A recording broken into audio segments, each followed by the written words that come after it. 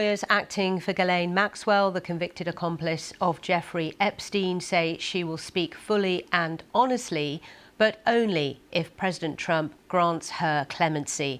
Appearing via video link, Ms. Maxwell refused to answer questions from members of Congress, instead exercising her right to remain silent throughout. Here's our North America correspondent, Peter Bowes. I would like to answer your question, but on the advice of counsel, I respectfully decline to answer this question and any related questions. This is the moment Ghislaine Maxwell appeared by video from her prison before the congressional committee investigating Jeffrey Epstein. Her answer to every question was the same. I invoke my Fifth Amendment right to silence. Exercising her right to avoid self-incrimination, the convicted sex trafficker provided no information for the committee. Ms. Maxwell, did you at any time play any role in Jeffrey Epstein's activities involving the recruitment, grooming, or trafficking of young women or girls? I invoke my Fifth Amendment right to silence. The 64-year-old is serving a 20-year sentence for conspiring with Jeffrey Epstein to sexually abuse underage girls. Members of the committee said she showed no remorse or any sign of caring about the victims. But Maxwell's lawyer said she would be willing to testify fully and honestly if President Trump granted her clemency. I think this has been a pattern of her simply not showing any remorse or caring about what she did or the victims. And so I would like for the Trump administration to unequivocally say that they will never pardon her. In the meantime, members of the US Congress have had an opportunity to view some of the Epstein files without the blacked-out sections that were included in the documents and photographs made available to the public. It's raising new questions about whether the Department of Justice lived up to its legal obligation to release everything. But what I saw that bothered me were the names of at least 6 men that have been redacted that are likely incriminated by their inclusion in these files. So that's the first thing that I saw. It took some digging to find them. The question now is whether any members of Congress will be willing to name names publicly, a move that could prove explosive in the ongoing quest to uncover the full story of Jeffrey Epstein, his crimes and his associates. Peter Bowes, BBC News. Let's discuss the latest developments with Nima Rahmani, a former US federal prosecutor and president of West Coast Trial Lawyers. Welcome to BBC News.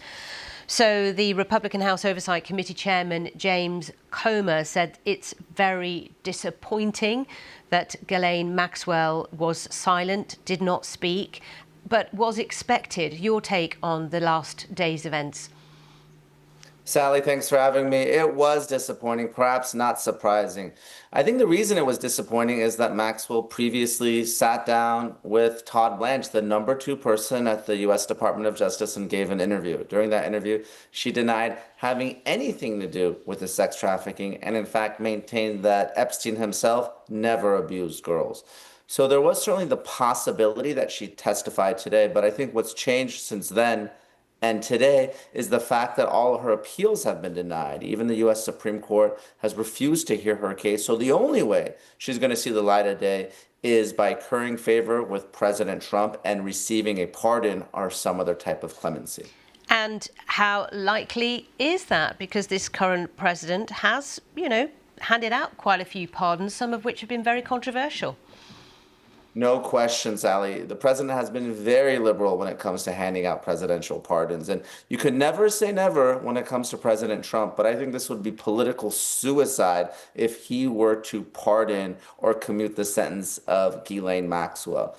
Let's not forget, Jeffrey Epstein never faced the criminal justice that he deserved for sexually abusing girls. So we're really left with Maxwell. And I think it's probably unlikely that anyone else is going to be indicted, or certainly not anytime soon. So if the president of the United States were to pardon the most notorious sex trafficker sitting in U.S. prison right now, I think Republicans and Democrats would revolt in Congress, not to mention the American people. And let's talk about how this is being read and digested by the American people at the moment. There's been so much information in the last day, but also in recent weeks, more files made public. We had the Congress men and women looking at even more information yesterday. How is this all being digested? Well, it's certainly a rare moment of bipartisanship on Capitol Hill in Washington, where Republicans and Democrats both want the full unredacted version of the Epstein files released. I'm not surprised that when members of Congress went today, it did appear that those redactions were excessive. I don't think anyone thought that they would get the truth out of Ghislaine Maxwell. I don't think necessarily she's going to move the needle forward. It has to be the Department of Justice. It has to be the victims themselves or members of Congress.